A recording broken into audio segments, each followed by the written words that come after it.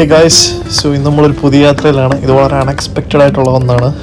ഭൂമിയുടെ ഒരറ്റത്ത് നിന്ന് മറ്റൊരറ്റത്തേക്കാണ് വളരെ കുറഞ്ഞ ദിവസങ്ങളിൽ ഞാൻ ജർമ്മനിയിൽ നിന്ന് നേരെ ബീജിംഗ്, ഷാങ്ഹായ്, ഷെൻസൺ, ചൈനയിലേക്ക് പോവുകയാണ്. അപ്പം ഹാംബർഗിൽ നിന്ന് നേരെ പാരീസ് വഴിയാണ് കണക്ഷൻ. സോ ഞാൻ പാരീസിലെത്തി. ഇവിടെ എയർപോർട്ടിൽ എനിക്കൊരു 1.5 hours ഇൻ ബിറ്റ്വീൻ കണക്ഷൻ ടൈമുണ്ട്. അപ്പം നമ്മൾ നേരെ ബോർഡിംഗ് എല്ലാം കഴിഞ്ഞ് ടിക്കറ്റ്സൊക്കെ എടുത്ത് ഗേറ്റിലെത്തി. ഇവിടെ ഈ ഇരിക്കുന്ന എല്ലാവരും ചൈനയിലേക്ക് പോകാനുള്ള ആൾക്കാരാണ്. സോ നമ്മുടെ ഗേറ്റ് K41 ആണ്. ഈ ഒരു ഗേറ്റിൽ നിന്നാണ് എയർ ഫ്രാൻസിൻ്റെ ഫ്ലൈറ്റാണ് നേരെ ചൈനയിലേക്ക് പോകുന്നത്. അപ്പം ഏകദേശം ഒരു 1 hour ഉണ്ട്. പക്ഷേ എന്താണെന്നറിയത്തില്ല, ഇത് കുറച്ച് ഡിലേ ആകാൻ ചാൻസ് ഉണ്ട്. പക്ഷേ ഇത്തവണ എനിക്ക് ടിക്കറ്റ്സൊക്കെ പ്രയോറിറ്റി കസ്റ്റമേഴ്സായിട്ടായതുകൊണ്ട് എൻ്റെ ചെക്കിംഗ് ഒക്കെ വളരെ പെട്ടെന്നായിരുന്നു. അതുപോലെ തന്നെ ഫ്ലൈറ്റിലേക്ക് എൻ്റർ ചെയ്യാനും സ്കൈ പ്രയോറിറ്റി കസ്റ്റമർ ആയതുകൊണ്ട് ഞാൻ സോൺ 102 അപ്പം ഏറ്റവും ആദ്യം തന്നെ ഈ ഫ്ലൈറ്റിൽ കയറാൻ പറ്റി. നമ്മൾ ഫ്ലൈറ്റിൽ കയറി. കുറച്ച് ടർബുലൻസ് ഒക്കെ ഉണ്ടായിരുന്നു ഇത്തവണ, പക്ഷെ എന്നാലും ഓവർനൈറ്റ് ഫ്ലൈറ്റ് ആയിരുന്നു. രാത്രി സുഖമായിട്ട് കിടന്നുറങ്ങി. അങ്ങനെ നമ്മൾ രാവിലെ കണ്ണു തുറന്നപ്പം മേഘങ്ങളുടെ താഴെ നമ്മൾ ചൈന മെയിൻലാൻഡിലാണ്. അപ്പം ദൂരെ നിന്ന് നോക്കുമ്പോഴത്തേക്കിനും ചൈന ഭയങ്കര ഡ്രൈ ആയിട്ടാണ് എനിക്ക് തോന്നിയത്. ഇങ്ങനെ ആകാശത്തു നിന്ന് ചൈനയെ കാണുമ്പോൾ നമ്മുടെ ഗോപി ഫുൾ ഒരു ഡെസേർട്ടഡ് ലാൻഡ് പോലെയാണ് ഇരിക്കുന്നത്. അതായത് പ്രത്യേകിച്ച് ഒരു മരങ്ങൾ പോലും ഇല്ല. കുറേ ഭയങ്കര ഡെസേർട്ടഡ് ആയിട്ട് കിടക്കുന്ന കുറേ സ്ഥലം.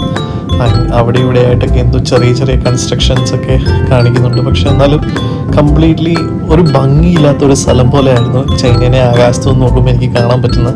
പിന്നെയാണ് ഞാൻ മനസ്സിലാക്കിയത് ചൈനയുടെ ഒരു വെസ്റ്റ് സൈഡ് എന്ന് പറയുന്നത് കംപ്ലീറ്റ്ലി ഒരു ഡെസേർട്ടഡ് ഏരിയ തന്നെയാണ്. അവിടെ പോപ്പുലേഷനും വളരെ കുറവാണ്. അവിടെ പ്രത്യേകിച്ച് ഒന്നും തന്നെ ഇല്ല. മെയിൻ സിറ്റീസൊക്കെ ചൈനയുടെ ഈസ്റ്റ് കോസ്റ്റൽ ലൈനിലാണ് മെയിനായിട്ടൊക്കെ വരുന്നത്. അപ്പം വെസ്റ്റ് ഭാഗങ്ങളിൽ അധികം പ്രത്യേകിച്ച് ഒന്നും തന്നെ ഇല്ല.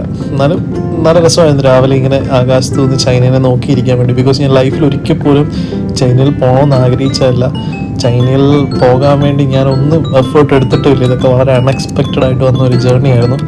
ഞാൻ കുറച്ച് സ്ട്രെസ്ഡ് ആണ്. ബിക്കോസ് അവിടുത്തെ കമ്മ്യൂണിക്കേഷൻ, ട്രാൻസ്പോർട്ടേഷൻ, പേയ്മെൻറ്റിൻ്റെ രീതികളൊക്കെ കുറച്ച് കൺഫ്യൂസ്ഡ് ആണ്. അപ്പോൾ ഞാനിങ്ങനെ ജസ്റ്റ് ചുമ്മാ സ്ക്രീനിൽ നോക്കി നമ്മൾ എത്ര കിലോമീറ്റേഴ്സാണ് ട്രാവൽ ചെയ്തതെന്ന്. അതായത് സത്യം പറയുകയാണെങ്കിൽ ഞാൻ ഇന്നലെ തുടങ്ങിയ യാത്ര ലോകത്തിൻ്റെ മറ്റേ ഒരു കോർണറിൽ നിന്ന് ഇപ്പുറത്തുള്ള കോർണറിലേക്ക് വരുന്നത് പോലെ എനിക്ക് തോന്നി. അതായത് കുറേ കൺട്രീസ്, ഏഷ്യേൻ്റെ ഒരു എൻഡിൽ നിന്ന് മറ്റേ എൻഡ് വരെയാണ് നമ്മളിപ്പം ട്രാവൽ ചെയ്തത്. ഏഷ്യനെ കംപ്ലീറ്റ്ലി യൂറോപ്പിൻ്റെ ഒരു എൻഡിൽ നിന്ന് ഏഷ്യയുടെ ഒരു എൻഡ് വരെ ട്രാവൽ ചെയ്തിരിക്കുന്ന 2 കോണ്ടിനെൻറ്റിൻ്റെ കോർണേഴ്സ് തമ്മിൽ കണക്ട് ചെയ്ത പോലെയായിരുന്നു ട്രാവല്. അപ്പം ഭയങ്കര അടിപൊളിയായിരുന്നു. പിന്നെ അതുപോലെ തന്നെ എയർ ഫ്രാൻസിൻ്റെ സർവീസ് എടുത്തു പറയണം. നല്ലൊരു എയർലൈനാണ്. ഞാൻ ഇതുവരെ എയർ ഫ്രാൻസിൽ കയറിയിട്ടില്ല, പക്ഷേ എന്നാലും ഇറ്റ് വാസ് ക്വൈറ്റ് ഗുഡ്. പിന്നെ നമ്മൾ ഫ്ലൈറ്റ് മുന്നോട്ട് പോകുമ്പം താഴെ ഡെസേർട്ടഡ് ലാൻഡൊക്കെ മാറി ചൈനയുടെ സിറ്റി, പച്ചപ്പ് നിറഞ്ഞ കുറച്ച് ഗ്രാമങ്ങളൊക്കെ നമുക്ക് കാണാൻ പറ്റും. അപ്പം താഴോട്ട് നോക്കിക്കഴിഞ്ഞാൽ നമുക്ക് കാണാൻ പറ്റുന്നത് ചൈനയിൽ ഭയങ്കര ഫേമസ് ആയിട്ടുള്ള ഹ്വാങ്ഹേ യെല്ലോ റിവർ എന്ന് പറയുന്ന റിവറാണ്. അതിൻ്റെ കറക്റ്റ് ചൈനീസ് പ്രൊണൗൺസിയേഷൻ എനിക്കറിയില്ല, പക്ഷെ നമുക്ക് ഇംഗ്ലീഷിൽ യെല്ലോ റിവർ എന്ന് പറയാം. നോക്കിയാൽ കാണാമല്ലോ, ഇത് കറക്റ്റ് ഒരു ബ്ലൂ കളറൊന്നുമല്ല, ഒരു യെല്ലോയിഷ് കളറിലൂടെ ഒഴുകുന്ന ഒരു റിവറാണ്. അപ്പോഴാണ് ബ്രേക്ക്ഫാസ്റ്റ് വന്നത്. ബ്രേക്ക്ഫാസ്റ്റ് എനിക്ക് അത്ര ഇഷ്ടപ്പെട്ടില്ലെന്ന് വേണമെങ്കിൽ പറയാം. കുറേ ഡ്രിങ്ക്സും കുറച്ച് സാൻഡ്വിച്ചസും കുറച്ച് ബ്രെഡും ബട്ടറും പിന്നെ നമ്മുടെ എക്സ്പ്രസ്സോ ഒക്കെ ആയിരുന്നു. ഞാൻ പിന്നെ എന്തൊക്കെയോ കഴിച്ചു. അത് കഴിഞ്ഞ് പിന്നെയും താഴേക്ക് നോക്കി ചൈനയെ ഇങ്ങനെ ആകാശത്തോടെ നോക്കിക്കൊണ്ടിരിക്കുകയായിരുന്നു. എനിക്ക് എൻ്റെ മെയിൻ മോട്ടിവേഷൻ എന്ന് വെച്ച് കഴിഞ്ഞാൽ എത്രയും പെട്ടെന്ന് ഗ്രേറ്റ് വാൾ ഓഫ് ചൈന അതൊന്ന് കണ്ടുപിടിക്കണം എന്നുള്ളതായിരുന്നു. കാരണം ഞാൻ എവിടെയോ വായിച്ചിട്ടുണ്ട് ചന്ദ്രനിൽ നിന്ന് കഴിഞ്ഞാൽ തന്നെ ഈ ചൈനയിലെ വൻമതിൽ കാണാൻ പറ്റുമെന്ന്. എന്നിട്ട് ഞാൻ ഈ ഫ്ലൈറ്റ് കൂടെ പോകുമ്പോൾ എന്തുകൊണ്ട് ഈ വൻമതിൽ കാണുന്നില്ല എന്ന് ഞാൻ ഓർത്തുകൊണ്ടിരിക്കുക. അപ്പം ഞാൻ എൻ്റെ അടുത്തിരുന്ന ആളോട് വരെ ചോദിച്ചു, നിങ്ങൾക്ക് ഇതിനകത്തുനിന്ന് എവിടെയാണ് വൻമതിലെന്ന് പറയാൻ പറ്റുന്നു? അപ്പം ഞാനിങ്ങനെ വൻമതിൽ ഇങ്ങനെ നോക്കിക്കൊണ്ടിരിക്കുകയായിരുന്നു. കുറേ മുന്നോട്ട് പോകുമ്പോൾ നമുക്ക് താഴെ പല പല സിറ്റീസൊക്കെ കാണാൻ പറ്റും. ആദ്യമൊക്കെ ഡെസേർട്ട് ആയിരുന്നെങ്കിൽ അത് കഴിഞ്ഞ് കൃഷി സ്ഥലങ്ങൾ വന്നു, കുറേയധികം പച്ചപ്പുള്ള സ്ഥലം വന്നു, പിന്നെ ചെറിയ ചെറിയ ഗ്രാമങ്ങൾ വന്നു.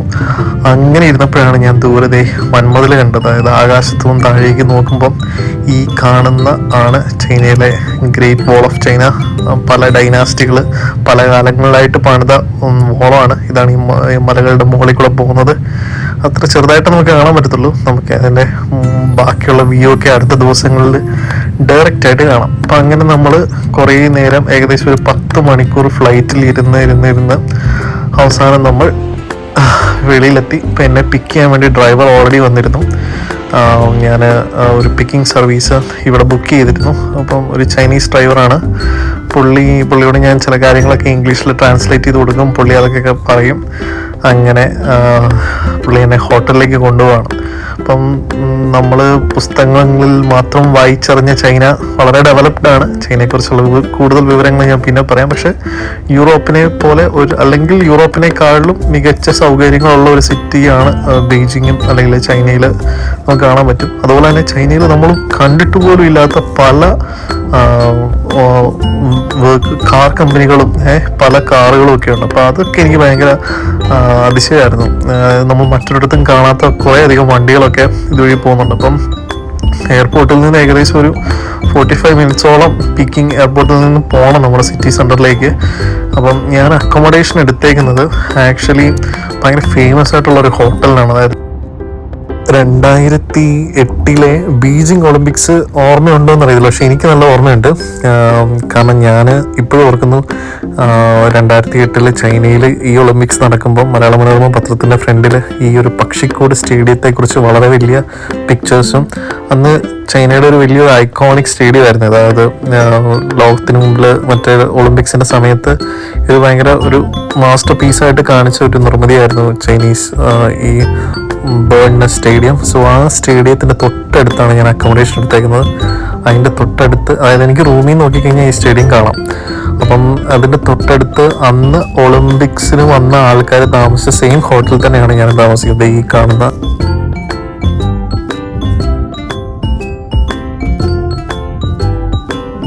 ഗ്രാൻഡ് സ്കൈലൈറ്റ് കാറ്റിക് ഹോട്ടൽ, അങ്ങനെ എന്തോ ഉള്ളൊരു ഹോട്ടൽ നമുക്ക് കാണാം. ഹോട്ടലിൽ എത്തിയിട്ട് കാണാം.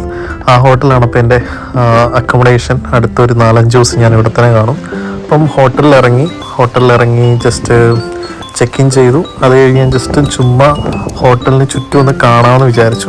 ഒന്ന് വെളിയിലോട്ട് ഇറങ്ങി ഒന്ന് കണ്ടിട്ട് തിരിച്ച് റൂമിലേക്ക് പോകാമെന്ന് വെച്ചപ്പോൾ നമ്മുടെ ഹോട്ടൽ കാണാൻ അടിപൊളിയാണ്. നല്ല വലിയ ഹോട്ടലാണ്. അപ്പം ഞാനൊന്ന് ഫ്രഷായിട്ട് വന്നിട്ട് ബാക്കി പറയാം.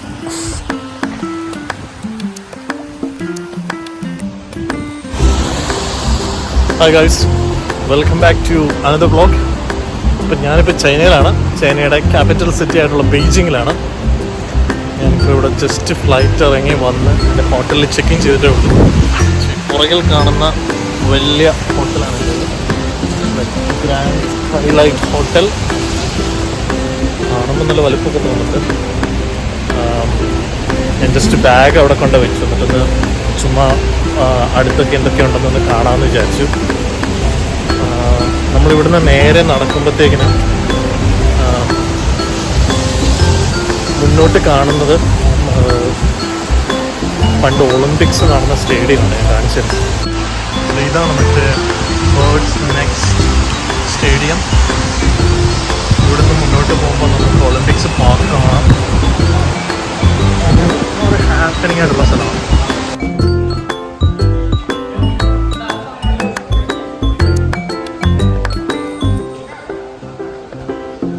പുറത്തിപ്പോൾ നല്ല മഴ പെയ്യുമായിരുന്നു. ഇന്ത്യയിലെ പോലെ തന്നെ വളരെ കോരിച്ചൊരിയുന്ന മഴയാണ്. അതുകൊണ്ട് ഞാൻ പെട്ടെന്ന് അകത്തോട്ട് പോന്നു. അപ്പം ഞാൻ ജസ്റ്റ് റൂമിലെത്തിയിട്ട് റൂം കാണിച്ചു തരാം. ഇവിടെ ചൈനയിൽ വളരെ അടിപൊളിയായിട്ടോ. ഇവിടെ സ്വീപ്പേഴ്സ് ഒന്നും ഇല്ല, ഫുൾ ഓട്ടോമാറ്റിക്കാണ്. ഇവിടെ എല്ലാം വൃത്തിയാക്കുന്നതൊക്കെ റോബോട്ട്സാണ്.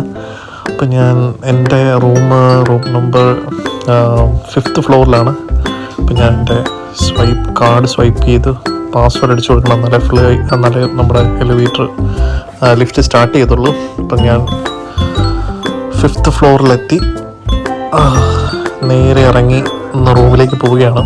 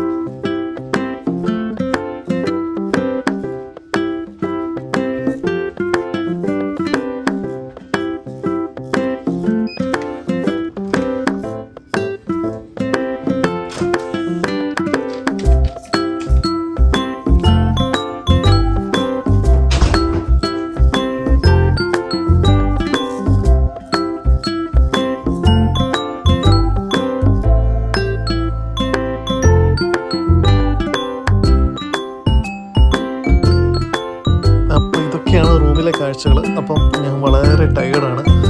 കുറേ 14-15 മണിക്കൂറായിട്ട് ട്രാവൽ ചെയ്തതിൻ്റെ. ഞാൻ മുമ്പ് പറഞ്ഞുള്ളത് ഇവിടുന്ന് നോക്കി കഴിഞ്ഞാൽ നമുക്ക് സ്റ്റേഡിയമൊക്കെ കാണാൻ പറ്റും. കൂടുതൽ വിശേഷം ഞാൻ അടുത്ത ദിവസം ബാക്കി ഒരു വ്ളോഗായിട്ട് പറയാം. അപ്പം ശരി, എന്നാൽ ഗുഡ് നൈറ്റ്.